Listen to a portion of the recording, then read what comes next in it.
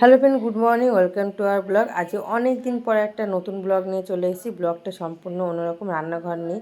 তাই দেখো আজকে ওই জন্য রান্নাঘর দিয়ে ব্লগটা আমি শুরু করছি। আস্তে আস্তে তোমরা বুঝে যাবে যে আজকে রান্নাঘর দিয়ে কেন আমি ব্লগটা করছি। কারণ আজকে পুরো ব্লগটা হবে রান্না বান্না নিয়ে, ঠিক আছে? তাই তোমরা দেখো আমি চান টান করেছি, সমস্ত রকমের সবজি নিয়ে বসে পড়েছি। মানে অনেক সবজি হবে যেখানে, এখানে বেশিরভাগ সবজি এখানে আছে। তো একদিনে এত সবজি কেন করছি সেটা তো জানার জন্য তোমাদের পুরো ব্লগটা দেখতে হবে, কেউ ভিডিওটা স্কিপ করবে না। আর এই সবজির সাথে আছে নারকেল, আর নারকেল দুটো এনেছে আমার মা আমার বাপের বাড়ি থেকে। যেহেতু এখানে এই টাইমটার মানে নারকেলের প্রচুর দাম হয়, সেই জন্য আমি মাকে বলেছিলাম তুমি দুটো নারকেল নিয়ে এসো, তাই মা নারকেল দুটো নিয়ে এসেছে।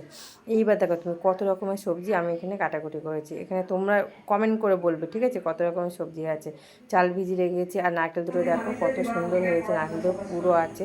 আর ডাল ভিজিয়ে রেখেছি, আলু আছে, ভেন্ডি আছে, কাঁচকলা আছে, পটল আছে, বেগুন আছে, মিষ্টি কুমড়ো আছে। আর এই মশলাটা দেখতে পাচ্ছ, এই মশলাটা যে চিনকাজু মশলাটা তোমরা দেখলে, ওটা পুরো অন্যরকম, মানে যেটা হচ্ছে আলাদাই একটা স্বাদ হয় ভাজাভুজি করার পরে।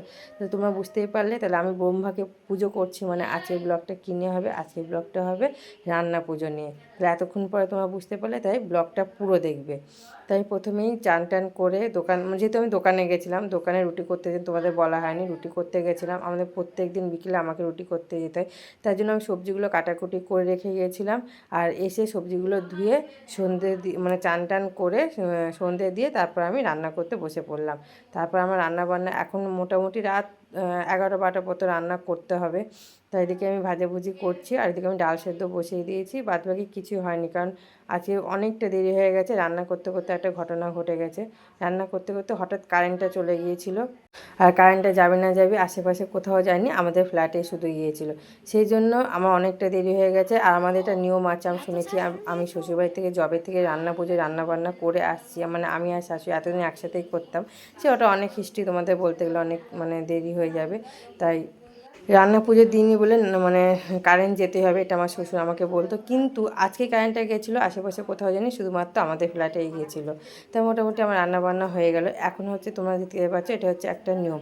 আগে যখন আমার শাশুড়ি মাটির ওভেনে যখন মানে রান্নাবান্না করতো, তখন মাটির ওভেন পুজো করতে হতো, মনসা গাছ লাগতো। কিন্তু এখন যেহেতু আমরা ওভেনে করি, তাই আমার শাশুড়ি বললো ওভেনে আমি পুজো করি না, তুমি এভাবে একটা হাঁড়ির মানে ভাতে হাঁড়ি দিয়েতে নালের মালা করে তারপর আমাদের সিঁদুরে স্বস্তিক চিহ্ন দিয়ে তুমি এভাবে করে নিতে পারো, কোনো অসুবিধা হবে না। তারপরে দেখো কত রকমের ভাজাভুজি করি। নারকেল ছাইটা করেছি, আমাদের রান্নাবান্নায় সব থেকে টেস্টি লাগে নারকেল ছাই, যেটা কম করলে মানে অনেক কম পড়ে যায়। আর এই এরকম সব রকমের খাবার এখন আমি ঠাকুর ওখানে দেবো, ঠিক আছে? ভাত, ডাল, বেগুন ভাজা, আলু ভাজা, ভেন্ডি ভাজা, কাঁচকলা ভাজা, পটল ভাজা সব দিয়েছি। এবার হচ্ছে নারকেলের ছাই, সব রকম এই যে ঠাকুরের গোছানো হয়ে গেল, চলে হয়ে গেল।